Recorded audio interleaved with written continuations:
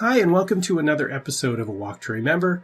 My name is Dwayne Baker-Henderson, and as always, I'll be your host as we explore some of the truths and the myths surrounding postpartum depression, as well as give you some tips to make your journey or someone else's journey through postpartum depression a little bit easier. Now, we're coming up on the Christmas season. It's just a few days away, and this tends to be one of the highest stress parts of the year. At the best of times. And when you're suffering from something like postpartum depression, it's just amplified. There's so much more going on than just having to shop and meet up with people and all of that kind of stuff. And so today I wanted to do something a little bit different. I wanted to talk to somebody who knows quite a bit about anxiety, what it is, how to deal with it. And so I have my very first guest on A Walk to Remember today.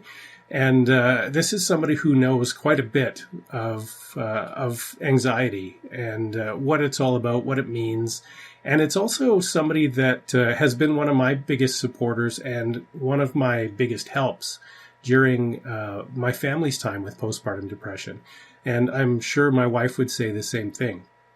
And I know this person very well because he's my dad. And not only that, he's a psychologist as well. And I'll just read out a couple of his qualifications here. He's a clinical fellow with both the Canadian and American Association of Marriage and Family Counselors, and that is since 1985. And he's also a clinical chartered psychologist since 1987, and he's been that here in Alberta, and he's got a lifetime membership as well. So he has dealt a lot with anxiety in his clients. And he has some great information. So I videoed a very short interview with him on anxiety. We're going to talk about what it is, first of all, and some short-term and long-term ways to deal with it. So I hope you enjoy this, and love to have your comments about what he has to say. His name is Orval Henderson, and I'll put some contact information in the description below should you have any questions for him, or you can send them through me, obviously. All right, so enjoy the interview, and we'll see you in the next episode. Coming into the Christmas season is always a very anxious time for a lot of people. Can you give us an idea of what anxiety actually is?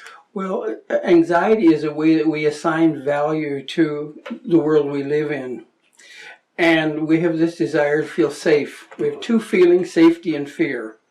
And so what we do is assign value to all of our experiences. Lots of people have had not so good experiences around Christmas. And so if there is a lot of that in people's history, then going to Christmas, it creates lots of anxiety. There's already lots of stress with presents and all that sort of stuff. But some people, for some Christmases, has not been a good experience. And so there's a tendency then to assign Christmas as a time of stress. And so in addition to you're meeting people you haven't seen for a while, and you have to go through all that, and it's usually pretty time cramped to do it. So quite often it's a natural thing to be quite up for it. So anxiety is a way of assigning value to the environment. Is it safe or is it not safe? And so we then, our response is to gear up for it, to become anxious. I'll talk more about that, but essentially that's what's going on. Okay, so when somebody's going through something that's already traumatic, like post-traumatic stress disorder or postpartum depression, something like that, is there something that they can do in the moment to reduce the stress that they're feeling at that given moment? Well, something like taking a look at what has been my response to it, or where am I in that? Is this something I can do something about it, or is there some things that I can't do? Our tendency is to not do a good job of discerning which is which. There's some things I have no control over, and it's best not to be spending my energy on that. There's some things that I can do something about, say for a partner or for myself, talking to a friend. Is there some task I do around the house that could be helpful?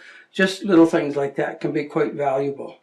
Okay, and is there a trigger that somebody would see that right now I'm feeling anxiety? Well, certainly what happens is that we've got a little part of our brain called the amygdala, and whenever that part of me picks up that something is stressful, I begin to produce cortisol, which is a stress hormone, and that will trigger me into my old brain and I will get uptight or I'll get really anxious. It shows in my face and my breathing, my heart rate changes, all kinds of things like that. So there's lots of physical evidence of that. Okay. Thing is, we may have been taught not to pay attention to those signals, and so we're one part of us we don't have access to.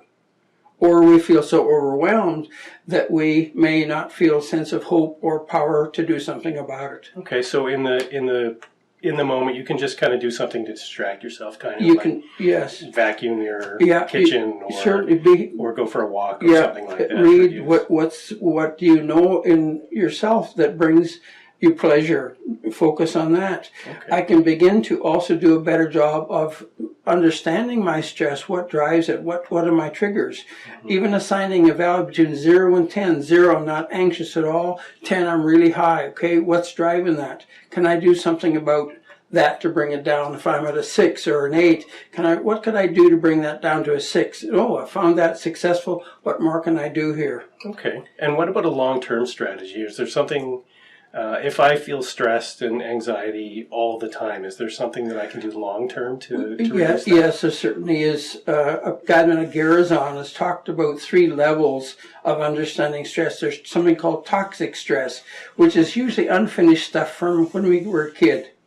And then there's natural anxiety, which is, say, taking on something new. And it's quite natural, and it's important that we be up for that. So we get the hormones and the adrenaline and the cortisol to get us up so we can face that. And then finally, the third level is sacred, in which we, because of whatever happens in life, we find that we can handle things we never even thought we could ever do that. And we develop a kind of resilience. It's like an antibodies against terrible stress. It's positive. Mm-hmm. That's good. I did see those things when we were going through postpartum depression. There were all 3 of those things that were there, and those strategies really did help, just to kind of label what they were and then deal with them as they came, kind of thing. Well, and also knowing something about our patterns. You know me well enough to know that I can be quite anxious. Mm-hmm. And there are times in my life I went on a retreat and I renamed my anxiety as a false god that I had been worshiping. That was very helpful to me, to say, oh my goodness. And I made myself write down when I was anxious during the day and how many minutes, I'm sorry, but hours I was spent being anxious. And that was helpful for me to focus my energy differently, to focus on the positive instead of waiting for the next crappy thing to happen. And to be aware of and be really aware of what it was. And I can do things to bring my heart rate down, get focused again, whatever. There's something called tapping, which is a new way of going to see a therapist. They can help bring down the anxiety, because what happens is our amygdala gets into a switched on position and doesn't know how to move on that. So we're just going to get more and more cortisol and cortisol and cortisol. More and more stress. And when that's happening, I don't have access to my modern brain that's up here. It just goes directly to my old brain, and I go into survival. That's really good information. Thank you very much. Oh, you're welcome. And we will talk more about those other things at another time. Okay. Sounds good. Thank you. Thanks, Dwayne.